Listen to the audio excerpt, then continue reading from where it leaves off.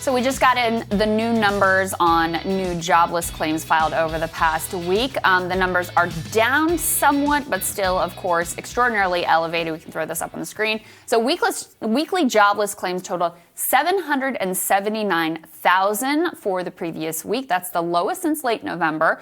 It was also a decline of what we saw from a week ago, but still the total number of people receiving benefits are at $17.8 million.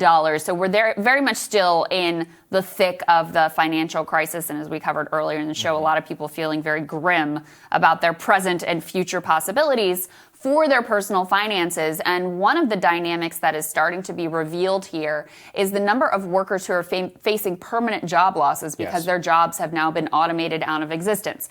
New York Times has a good piece here. We can put this up. They're spotlighting toll workers on the Pennsylvania Turnpike who thought they had a pretty solid, pretty stable job. And when the pandemic hit, they were all laid off. They've brought in what they describe as labor-saving technology, which is sort of dystopian. And now those jobs are completely eliminated. Now, we don't have a full picture of exactly how many other jobs are being automated out of existence because of this pandemic. You see this oftentimes in recessions, though. Companies and organizations use it as an excuse to get rid of workers and bring in new technology. That's probably been even more accelerated by the dynamics of a pandemic, where it's risky to have workers coming in contact with customers and with the public.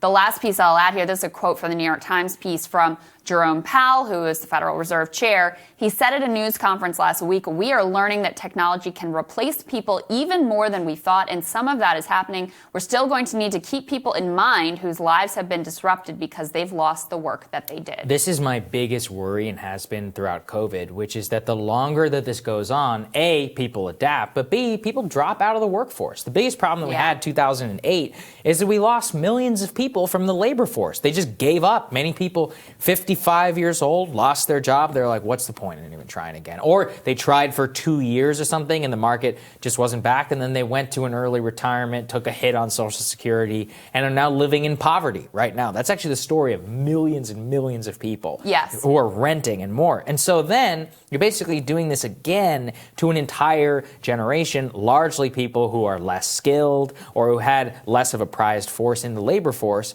And automation, that's exactly where it comes to. They talk about the Pennsylvania toll workers, and we don't have enough data on the national level. But I was just doing a quick scan on the state-by-state news, and if you search for labor force drops, you can see that in the last couple of weeks that Nevada has seen their unemployment rate drop, but the labor force has dropped dramatically. The Bay Area has seen employment drop and the labor force down over 123,000 just this year in the city of San Francisco. Iowa is the same thing, and county by county news in Michigan. It's not difficult in order to find anecdotal evidence that supports this thesis, and I really worry about it. I mean, 17 million people on the unemployment rolls right now. How much longer is this pandemic and more going to last? Maybe, 6-7 months? That's still a long time, and probably a full year until everything is quote-unquote back to normal. And that is enough time to drop the labor force even more. And then you're talking about a permanent, class of citizens, really, who aren't working, who are going to, want social services, and it throws a muck into everything. Well, and this is what we talk about when we think about permanent scarring here. Yes, right? This is what it is. For these workers, there is no back to normal. Exactly. Their jobs don't exist anymore. Right. There's no returning to that world. For hundreds of thousands, maybe millions of small business owners whose businesses have gone under during COVID, there will be no back to normal for the workers who are employed by those businesses. Those jobs are also gone.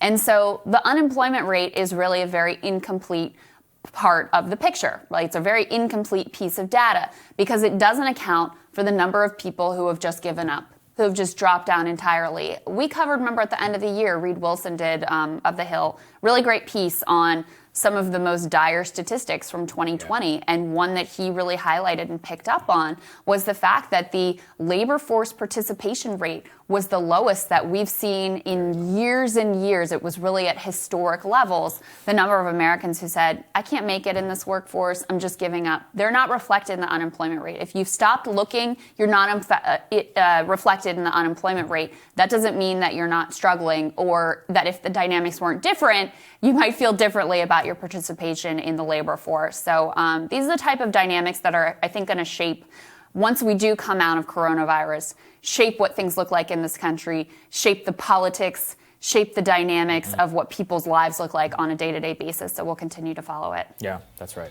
Tomorrow on Rising, we have one of your favorites, Professor Richard Wolff, also Marshall Kosloff, Michael Starr Hopkins, David Sirota. They're all going to be here. That's right. And Jennifer Holsworth-Karp, Rachel Bovar join us as well. You don't want to miss any of that. Remember to hit the subscribe button so you don't miss any of our videos. Don't forget to like and share as well. And we will see you all later.